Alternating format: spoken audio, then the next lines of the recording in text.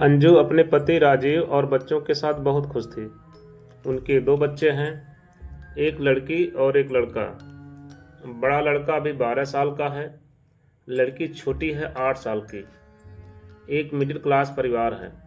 अंजू के पति राजीव का कपड़े का एक छोटा सा कारोबार है, जिससे उनका घर और दोनों बच्चों की पढ़ाई अच्छे से हो जाती है। राजीव अपने बच्चों और पत्नी को बहुत प्यार करता है। अंजू अपनी छोटी सी दुनिया में खुश थी, लेकिन फिर उस एक दिन में से सब कुछ बदलने लगता है। एक दिन राजीव जब घर आया, तब उसका मूड कुछ ठीक नहीं था। उसके बच्चे वहीं बैठे पढ़ाई कर रहे थे। बातों बातों में उनमें बहस हो गई और वो झगड़ा करने लगे। राजीव वहीं बैठा था और अपने ही ख्यालों में खोया था। उनको झगड़ता देख राजीव को गुस्सा आ गया और उसने उठकर अपने बच्चों को एक एक तमाचा लगा दिया। अंजू किचन में से आई। बच्चों और अंजू के लिए यह बात बड़ी ही आश्चर्य की थी, क्योंकि राजीव ने आज से पहले कभी अपने बच्चों को मारना तो दूर की बात, जोर से डांटा भी नहीं था। हमेशा उन्हें प्यार से समझाया था, लेकिन आज उसे क्या हो गया था। अंजू ने राजीव से बात की कि क्या हुआ आपको, कुछ बात है क्या, लेकिन वो गुस्से में कुछ नहीं बोलकर वहां से चला गया। अंजू को पता चल गया था कि जरूर कोई बड़ी बात है जो राजीव को परेशान कर रही है। कुछ दिन राजीव का स्वभाव ऐसा ही रहा। इस दौरान राजीव अपनी चीज़ों को लेकर कुछ भी ज़्यादा ही पर्सनल हो गया था। उसने अपना एक अलग लाकर रख लिया था, जिसकी चाबी उसी के पास रहती थी। अंजू को यह पता था कि राजीव उसमें कुछ रखते हैं, लेकिन वो राजीव से इस बारे में बात नहीं कर रही थी। उसे लगा कि शायद वो इस बारे में पूछेगी तो कहीं वो बुरा नहीं मान जाए। ऐसे ही आजकल उनका मूड कुछ सही नहीं रहता है, इसलिए उसने इस बारे में बात ही नहीं निकाली। राजीव कुछ दिनों से अब अकेला रहने लगा था। ज़्यादा बातें नहीं करता, बच्चों से भी। अंजू को यह बात खटकने लगी। एक दिन जब राजीव अपने लॉकर में कुछ रख रहा था, तब अंजू वहां आ गई। अंजू के देख उसने झट से सबसे पहले लॉकर को बंद किया। अंजू ने पूछा, क्या हुआ? ऐसा क्या है जो आप छिपा रहे हैं? क्या हो गया है आपको? कुछ बात है तो बताइए। राजीव ने कहा, कुछ नहीं। कुछ होगा तो मैं तुम्हें बताऊंगा। ऐसा कुछ है ही नहीं। अंजू को अब चिंता सताने लगी कि उसे अपने पति का बदला रूप साफ दिखाई दे रहा था। घर में शांति न हो तो उसका असर सब पर पड़ता है। करीब 1 महीने तक उसके पति का यही रूप रहा, लेकिन 1 महीने के बाद अचानक वो फिर से बदलने लगा। पहले की तरह ही अपने बच्चों से बात करने लगा। शांत और सरल पहले से भी ज़्यादा हो गया। अंजू खुश तो थी, लेकिन उसके मन में अभी भी शंका और संकोच तो बना ही हुआ था। सब कुछ धीरे धीरे फिर पहले जैसा होने लगा, लेकिन अभी भी राजीव अपने लॉकर को नहीं छोड़ता था। लॉकर पर ताला ही रहता था, न ही उसे किसी को हाथ लगाने की इजाज़त होती थी। अंजू को लगा राजीव फिर से वैसे हो गए। अभी यह काफ़ी है। धीरे धीरे वह शायद खुद ही अपने मन की बात बता दें। समय बीतता गया। एक दिन अंजू दोपहर अपने घर से कुछ काम को निकल गई। राजीव दुकान पर थे और बच्चे स्कूल, इसलिए वो घर के काम से खुद गई। लेकिन बाहर जाने पर उसे पता नहीं था कि उसे ऐसा कुछ दिखाई देने वाला है। उसे वहाँ राजीव दिखाई दिया, वो भी एक बहुत ही खूबसूरत औरत के साथ, और राजीव उसे पैसे भी दे रहा था। उनको देखकर अंजू छिप गई ताकि वो दिखाई नहीं दे, लेकिन अब उसके मन में सवालों के भूचाल आ गए थे। तरह तरह के ख्याल आने लगे कि इस औरत की वजह से ही शायद उसके पति में बदलाव आया है। शाम जब राजीव घर आया तो अंजू ने पहले ही कुछ सोच रखा था। उसने राजीव से पूछा, दिन कैसा गया? कहीं गए थे या दुकान पर ही थे? राजीव ने कहा, नहीं, दुकान पर ही था, कहाँ जाऊंगा। अंजू को पता था कि राजीव झूठ बोल रहा है, लेकिन क्यों और किस कारण से यह उसे पता नहीं था। उस दिन से अंजू राजीव पर नज़र रखने लगी। वो बीच बीच पर दुकान जाते थे और राजीव का फ़ोन चेक करते थे, लेकिन अगले 1 महीने तक उसे कुछ नहीं मिला। राजीव न तो उस औरत से मिला ना ही कुछ और। लेकिन फिर महीने की 1 तारीख को उससे फिर मिलते दिखाई दिया और उसे पैसे देता दिखा। अंजू को फिर समझ नहीं आया कि आखिर यह बात क्या है।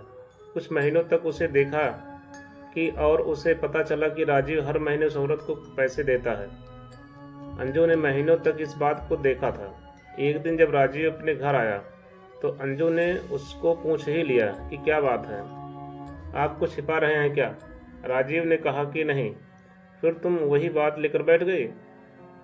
अंजू ने इस बार बोल ही दिया कि अगर कुछ छिपा नहीं रहे हैं तो हर महीने उस औरत को पैसे क्यों देते हो? राजीव के मुंह का रंग बदल गया। वो तिलमिला गया और गुस्से से बोला, तो तुम मेरा पीछा कर रही हो, मुझ पर नजर रख रही हो? हर महीने में बहुत लोगों को पैसा देता हूँ। तुम क्या जानती हो दुकान के बारे में? अंजू ने कहा कि मैं जानती हूँ दुकान के बारे में और यह भी जानती हूँ कि वो दुकान का काम नहीं था। राजीव ने कहा कि तुम्हें जो समझना है समझो, मुझे तुम्हें कोई सबूत देने की जरूरत नहीं है। वो बात वहाँ खत्म नहीं हुई। अंजू ने उसके बाद भी राजीव पर नजर रखी, लेकिन अब उसे वो उसके साथ फिर दिखाई नहीं दिए। अंजू ने सोचा कि शायद राजीव ने अब मिलने की जगह को बदल दिया होगा। राजीव का लाकर भी उसे अब खटकने लगा। उसे लगा कि हो ना हो शायद इसी में वो राज है और उस औरत और राजीव के बीच में है। जब राजीव नहीं था तब उसने कोशिश की कि लाकर को खोलने की, लेकिन वो नहीं खुला। घर में बच्चों को देखकर अंजू चुप हो गई। उसने इस बात को घर में उठाना बंद किया। उसे लगा कि इसका उसके बच्चों का बुरा असर पड़ेगा और वो नहीं चाहती थी कि ऐसा हो। समय बीता गया। करीब 3 साल के बाद राजीव की तबीयत खराब हुई। राजीव की तबीयत खराब हुई, सांस लेने में प्रॉब्लम हो रही थी। राजीव अपनी पत्नी के बिना बताए अस्पताल गया था और करीब 1 या 2 दिन बाद वापस आ गया। घर में किसी को इस बारे में उसने नहीं बताया।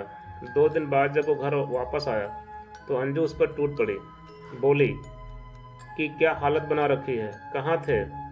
ऐसा क्या है जो आपने इतने सालों से छिपा रहे हैं? आज मुझे आपके और इस लाकर के बारे में जानना है। राजीव ने अब सच बताना सही समझा। उसने लाकर खोला, उसमें से फाइल निकालकर अपनी पत्नी को दिखाना शुरू कर दिया। सब देखकर अंजू के पैरों तले जमीन निकल गई। उस फाइल में उसकी बीमारी और अस्पताल के पर्चे थे। राजीव ने बताया कि आज से ठीक 4 साल पहले उसे पता चला था कि उसे एक गंभीर बीमारी है और ज़्यादा दिनों का मेहमान नहीं है। इस बात ने उसे तोड़ दिया था। उसे चिंता सताने लगी थी। वो यही सब में डूबा हुआ था। वो निराश और चिड़चिड़ा हो गया था। यह सब हो ही रहा था कि एक दिन दुकान के सामने उसे एक औरत दिखाई दी जो कि भीख मांग रही थी। उसे देखकर उसे दया आ गई। उसने उसे पूछा कि क्या हुआ बहन, देखने से लगता है कि तुम अच्छे घर की हो और फिर सड़क पर इस तरह भीख मांग रही हो। उस औरत ने अपनी कहानी सुनाई। कहा कि वो अनाथ थे। उसके पति ने उससे शादी की, लेकिन उनके देहांत के बाद उसका वहाँ रहना मुश्किल हो गया था। उसे वहाँ के लोगों की नीयत का पता चल गया था, इसलिए वो कैसे भी बचकर अपने 2 बच्चों के साथ वहाँ से यहाँ इस नए शहर में आ गई। यहाँ उसे गुजारा और रहना मुश्किल हो रहा है, इसलिए मजबूरन उसे भीख मांगना पड़ रहा है। राजीव को उस समय लगा कि अब उसकी ज़िंदगी कुछ ही समय के लिए है, इसलिए उसने उसकी मदद करना शुरू किया। उसे और उसके बच्चे के रहने को घर और खाने की व्यवस्था के साथ ही हर महीने उसे पैसे भी भेजता रहता है। उसने न सिर्फ उसकी बल्कि औरों की भी मदद करना शुरू किया। राजीव भी आश्चर्य से भर गया था कि इस दौरान उसे पैसों की कमी नहीं रही। साथ ही जो बीमारी उसे कुछ दिनों में ख़त्म करने वाली थी, उसके इस अच्छे काम की वजह से उसे अभी तक जीवित रखे हुए है। उसने अपनी पत्नी से कहा कि अब मैं अपने घर की ज़रूरत के बाद जितना हो सकता है मदद करता हूँ। जिसे ज़रूरत है, मुझे अंदर से खुशी मिलती है। शायद उन लोगों की दुआ है जो अभी तक मैं जीवित हूँ। अंजू यह सब सुनकर रोने लगी और उसने अपने पति से माफ़ी भी मांगी। उसने कहा कि आप इतना सब कुछ झेल रहे थे और हम आपको कितना गलत समझ रहे थे। अंजू भी राजीव के इस काम में अब उसका साथ देने लगे। इस जिंदगी में कब क्या हो जाए हमें से कोई नहीं जानता। अगर हम किसी के काम आ जाए, किसी को ज़िंदगी जीने मदद कर दें, तो उससे बड़ी बात कुछ नहीं है। अच्छे कर्मों और नियत का फल हमेशा अच्छा होता है। आपको यह कहानी कैसी लगी, कमेंट कर हमें ज़रूर बताएं।